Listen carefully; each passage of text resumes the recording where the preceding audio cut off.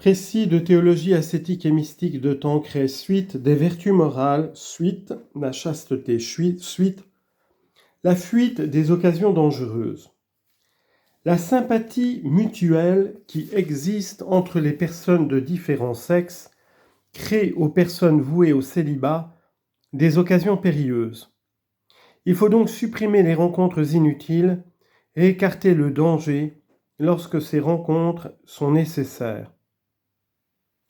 Voilà pourquoi la direction spirituelle des femmes ne doit se faire qu'au confessionnal, comme nous l'avons dit. Nous avons deux choses à sauvegarder, notre vertu et notre réputation. L'une et l'autre exigent une réserve extrême. Les enfants qui ont un extérieur agréable, un caractère gai et affectueux, peuvent aussi être une occasion dangereuse. On aime à les regarder, à les caresser, et si on y prend garde, on se laisse entraîner à des familiarités qui troublent les sens. C'est un avertissement qu'il ne faut pas négliger, une sorte de monition que Dieu nous donne pour nous faire comprendre qu'il est temps de s'arrêter, qu'on est même allé déjà trop loin.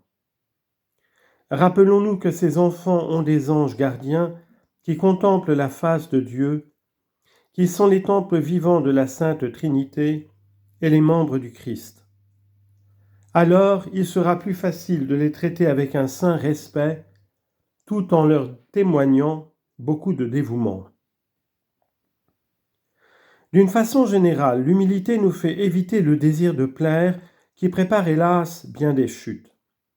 Ce désir qui vient à la fois de la vanité et du besoin d'affection se manifeste par un culte exagéré de sa personne, par les soins minutieux qu'on donne à sa toilette, par une attitude mièvre et affectée, un langage doucereux, des regards caressants, l'habitude de complimenter les personnes sur leurs qualités extérieures.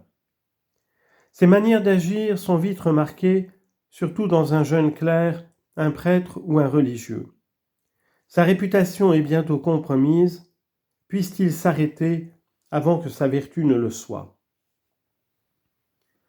L'humilité nous donne enfin, à l'égard de notre directeur, cette ouverture du cœur si nécessaire pour éviter les pièges de l'ennemi.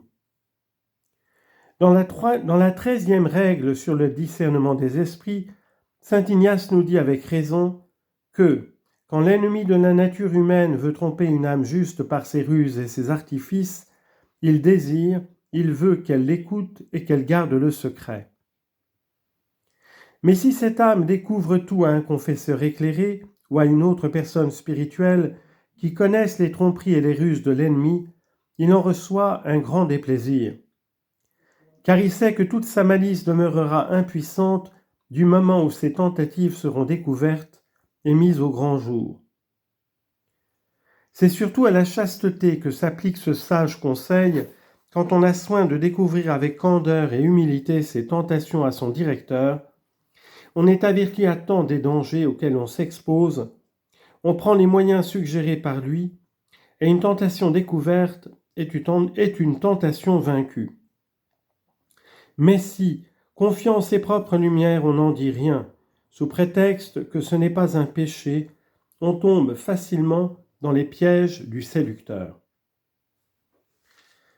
La mortification gardienne de la chasteté. Nous avons déjà exposé la nécessité et les pratiques principales de la mortification plus haut. Rappelons ici ce qui se rapporte plus directement à notre sujet.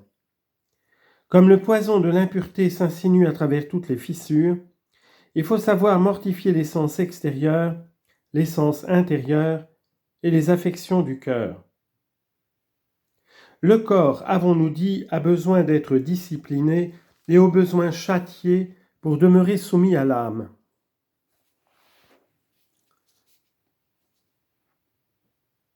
Castigo corpus meum et in servitutem redigo. Je châtie mon corps et je le réduis en servitude, afin qu'après avoir prêché, je ne sois pas moi-même réprouvé. C'est de ce principe que découle la nécessité de la sobriété, parfois du jeûne ou de quelques pratiques extérieures de pénitence, comme aussi la nécessité en certaines occasions, surtout au printemps, d'un régime émollient pour apaiser l'ébullition du sang et les ardeurs de la concupiscence. Rien n'est à négliger pour assurer la maîtrise de l'âme sur le corps. Pas de sommeil trop prolongé. En général, il ne faut pas rester au lit le matin quand on est éveillé et qu'on ne peut se rendormir. Dans le corps, chacun des sens a besoin d'être mortifié.